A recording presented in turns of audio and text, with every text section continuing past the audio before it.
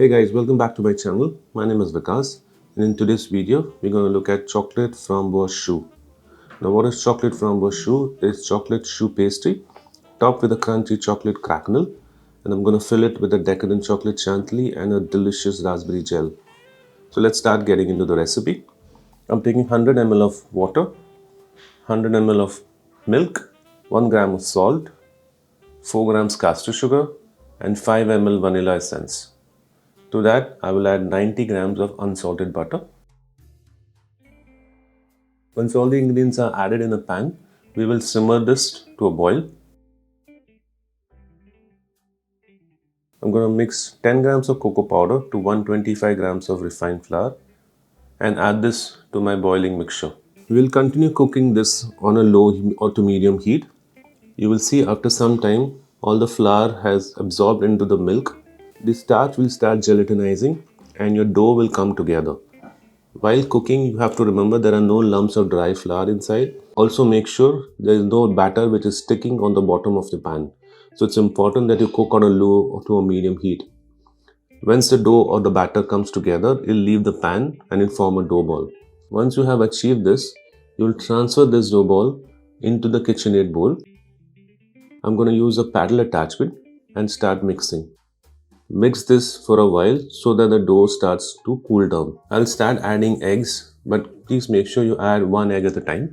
Once you've added the initial egg into the batter, you will see the eggs will get absorbed into the batter and the batter becomes dry. Continue adding all the eggs until you finish with all the eggs and keep on mixing for a while. After a while, when the eggs get incorporated into a batter, you will get a nice silky smooth choux batter. It's important that you refrigerate your choux pastry for a while. I fill my choux pastry in a piping bag and I'm going to pipe it in a flexi mold. I'll place this flexi mold in a freezer. The leftover choux pastry I'm going to pipe in another flexi pan and freeze it. This can be frozen for days and you can bake it as and when you require it. While my choux pastry, which I have filled in the flexi mat, is resting in the freezer, let's start getting ready with the rest of the components. I'm first making my raspberry gel. I'm taking 250 grams of raspberry puree. To that I will add the castor sugar and the agar mixture and whisk it well. You'll cook this for a couple of minutes so that the agar starts getting activated. Once you have given it a boil and cooked it for a couple of minutes, transfer it into a glass bowl and surface wrap it. We'll place this in the fridge and we're going to use it later. While my raspberry gel is resting in the fridge, I'm going to start with chocolate chantilly. For my chocolate chantilly, I've taken 350 grams of heavy cream, which I'm going to just warm it to around 85 degrees centigrade. I've taken 160 grams of sour palm chocolate, which is 60%. However, you can use chocolate of your choice, but I prefer dark chocolate. Once my cream reaches around 80 degrees centigrade, I'm going to pour all the cream on top of the chocolate. You want to rest the cream on the chocolate so the heat from the cream starts melting the chocolate. With the help of a spatula, I'm going to create an emulsion right in the center of the bowl. When you're mixing your chocolate and cream, always remember you are going to stir it in a continuous motion only in the center of the bowl. This will create a nice emulsion between the cocoa butters, the fats and the milk solids. Once you have the emulsion, cover it with a cling wrap and put this in the fridge for resting. You will have to rest the chantilly in the fridge at least for 8 hours. While my chantilly and my raspberry gel are resting, I'm going to make my chocolate cracknel. For the chocolate cracknel, I've taken 74 grams of unsalted butter and I'm adding 90 grams of castor sugar. With the help of a paddle attachment, we will cream the butter and sugar together. You do not have to cream it for a very long time, just till the sugar and butter comes together. Then I will add 64 grams of refined flour and 10 grams of almond powder, 20 grams of cocoa powder. Give it a nice mix so all the ingredients come together.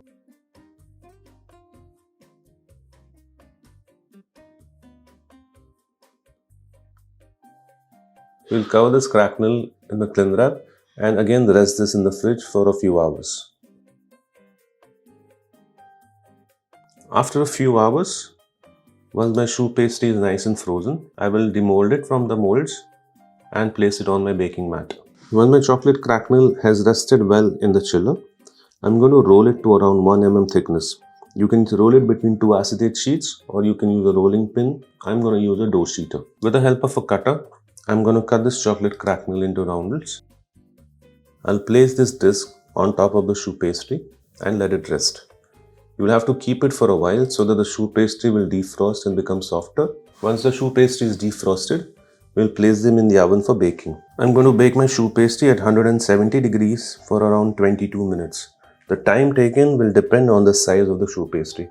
So while my choux pastry is baking, I'm going to make my raspberry gel. The raspberry gel, which was initially made and kept in the chiller, we'll remove the can wrap, cut them into small pieces and transfer it into a container. With the help of an emulsion blender, we'll emulsify this into a smooth paste. At times you may want to adjust the consistency of the gel. If you want your gel to be more liquid or thinner, you can add a little bit of sugar syrup or some melted raspberry puree. Or if you want to keep it thicker, you just have to blend it and use it. Once I have my gel, I'll pipe it into some flexi pans and put them in the freezer. Once the choux pastry is baked, take it out and let it aside. Let them cool down to room temperature. Once my choux pastry comes to a room temperature, we'll start assembling it. With the help of a knife, I'm going to cut the top of the choux pastry and reserve the lid. The chocolate chantilly, which was resting in the chiller, we'll put it in the KitchenAid and whisk it.